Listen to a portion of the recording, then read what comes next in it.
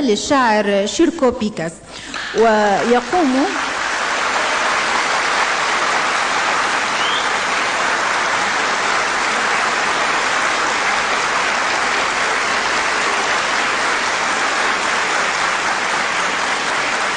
ويقوم بمشاركته في قراءة القصائد باللغة العربية الشاعر جمال غنبار.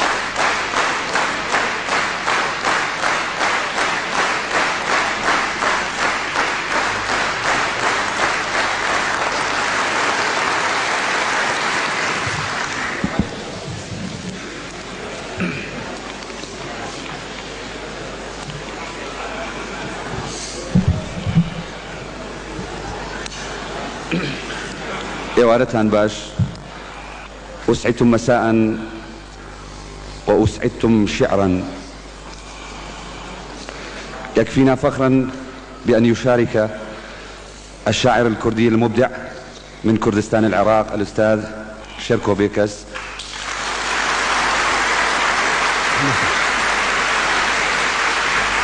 في إلقاء سيل من قصائده القصار.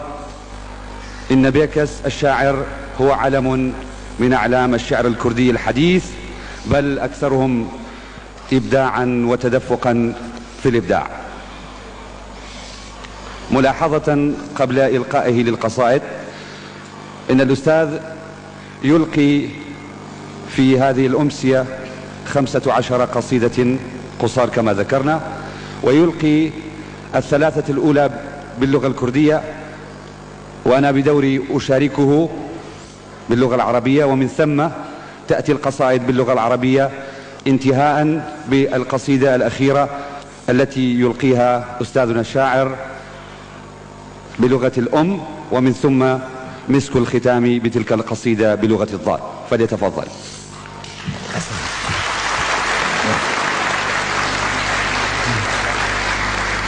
سوتان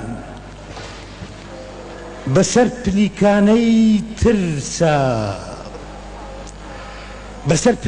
ترسا تاریکی هەر وەکو دزێ بۆ دەروونم شۆڕەبۆوە.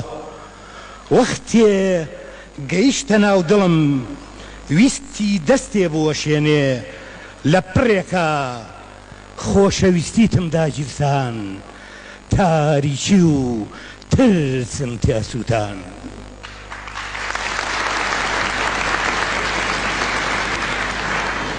الاحتراق على سلالم الخوف كان الظلام ينزلق كلص بهدوء إلى أعماقي، كان الظلام ينزلق كلص بهدوء إلى أعماقي، ولما وصل إلى السويداء أراد شيئا ما، وعلى حين غرة أشعلت حبك فاحترق الخوف والظلام فيه. بیرکەوتنەوە باڵنگەکان هەر لە بەرشینایی ئاسمان نیەفرن،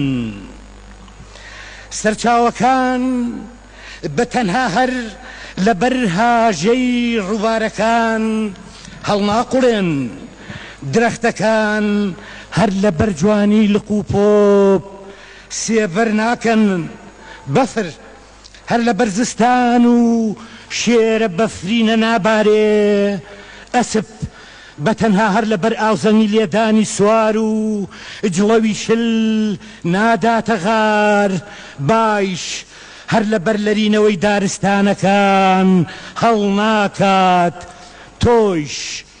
تۆیش ئەم دیوانە بەتەنها هەر لە بەر ناوی شێرکۆ بێکەس پەسەند ناکەی.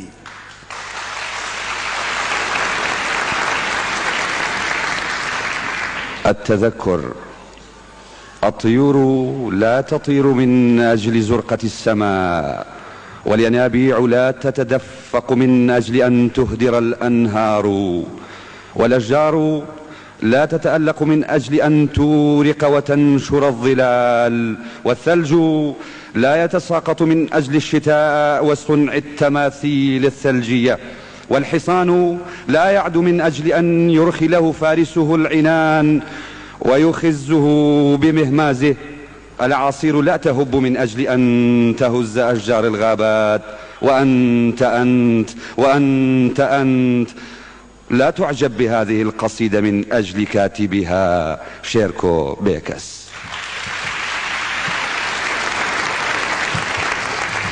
سەردەرهێنان لە پەنجەرەی ژوورێکەوە کچێکی جوان، لە پەرژینی باخێکەوە باوەشێ گوڵ، لە گیرفانی کراسەکەی منیشەوە قەڵەمەکەم سەریان هێنایە دەرەوە، کچەکە بۆ دڵخوازەکەی، گوڵەکان بۆ مناڵەکان، قەڵەمەکەیشم بۆ شەعرێ تا پێکەوە وێنەی هەر هەمویان بگرێ. إطلالة من نافذة غرفة ما فتاة رائعة، من سياج حديقة باقة زهور، ومن جيب قميصي قلمي، أطل برؤوسهم، الفتاة لحبيبها والزهور للأطفال، وقلمي لقصيدة شعر تصور الفتاة وحبيبها وزهور الأطفال مجتمعين.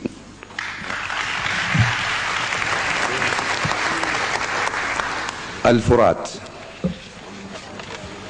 غالبا ما يجيء الفرات وهو يسعل ويجلس إلى جانبي، حيث يأخذ أمواج لحيته بيدي ويقول قل شعرا، فالذي يبقى حتى النهاية هو مائي، وتلك القصائد التي لا تنسى الفقراء. الشاهدة الوحيدة: تقاطع شارعين هو الصليب، بقعة دم هي الجريمة الجديدة، وعصفورة على السلك هي الشاهدة الوحيدة التي لن تدعوها أية محكمة أبدا.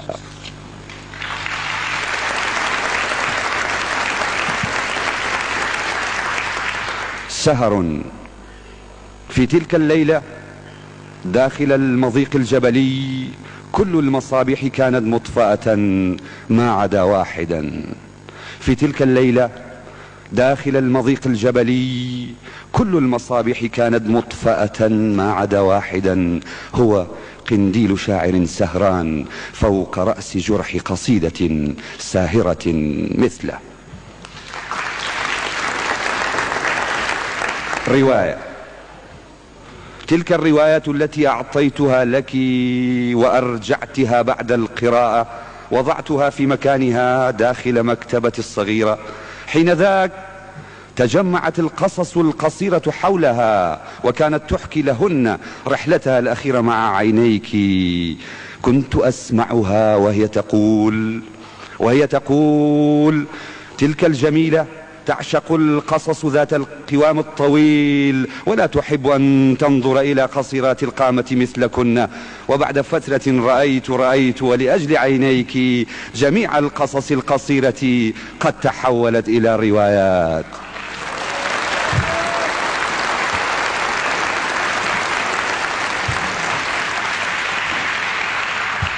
وعد: إذا استطعت أن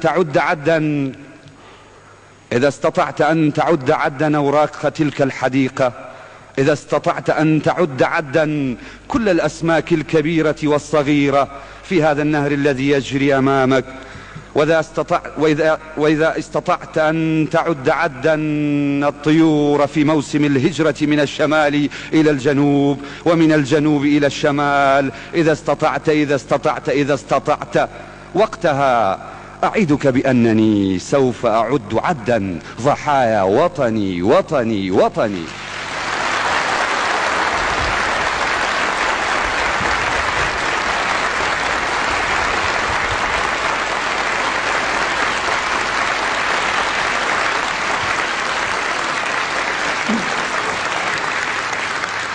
غرفة استطاع شعاع أن يفلت من قبضة سنارة ثم هرب. استطاع شعاع أن يفلت من قبضة سنارة ثم هرب، وفي الطريق تعثر بمسمار فوقع وأدمي رأسه، ثم نهض والتفت فرأى باب غرفة كنفاني، فرأى باب غرفة كنفاني مفتوحا على مصراعي. مع الدم دخل، مع الدم دخل، وحين أشعلت أم سعد قنديل الغرفة تلونت كل الحكايا بلون الرمان.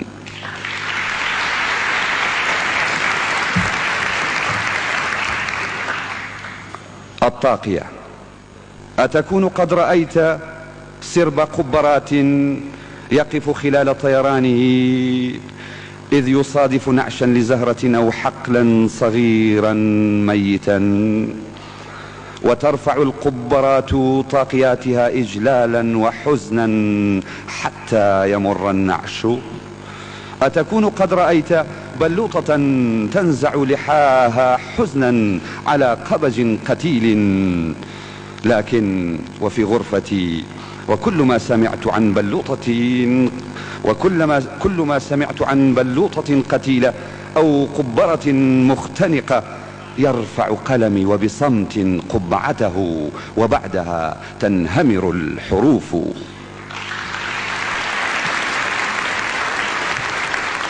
جذور. إذا النجوم والغيوم والرياح والشمس، إذا النجوم والغيوم والرياح والشمس لم تبصر المجرمين وهم يقتلون، إذا الأفق قد أصم أذنيه ونسيتهم الجبال والمياه، فلا بد أن تراهم شجرة وحيدة وتكتب على جذورها أسماءهم.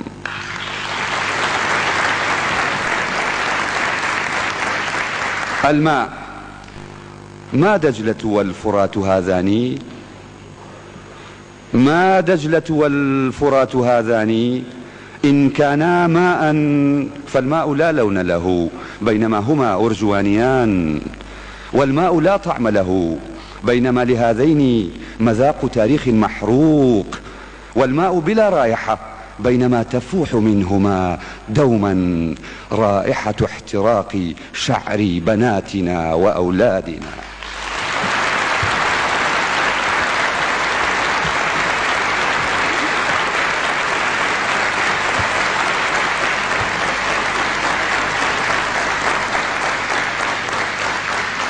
قصة رجل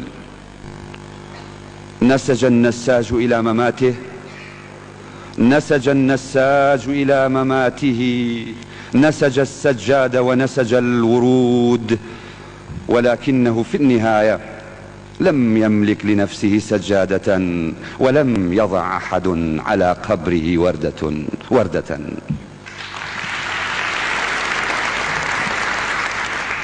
الصرخة.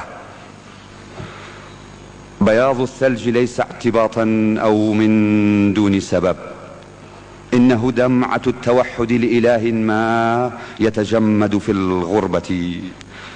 الهواء لا يولول من لا شيء وبلا سبب، إنه امرأة شرقية مشعثة الشعر مذعورة، ورجل في شكل سكين في أعقابها يطاردها.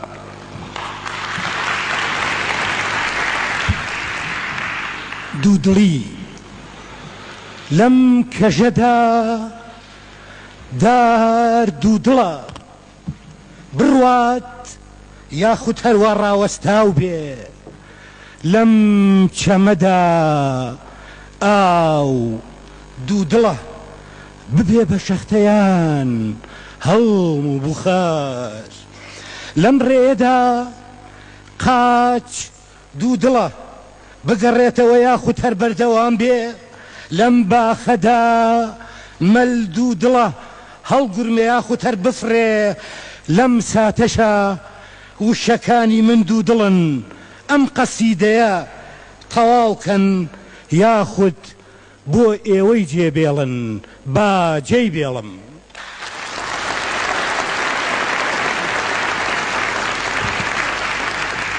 حيرة في هذا الجبل، حائرة هي الشجرة أتفر أم تبقى متسمرة؟ في هذا النهر حائر هو الماء أيستحيل رطوبة أم بخارا؟ في هذا الدرب القدم حائرة أتتراجع أم تستمر؟ في هذا البستان الطائر حائر أينكفئ أم يحلق؟ وفي هذه اللحظة حائرة هي كلماتي أتكمل هذه القصيدة أم تتركها لكم؟ فلأتركها لكم، فلأتركها لكم.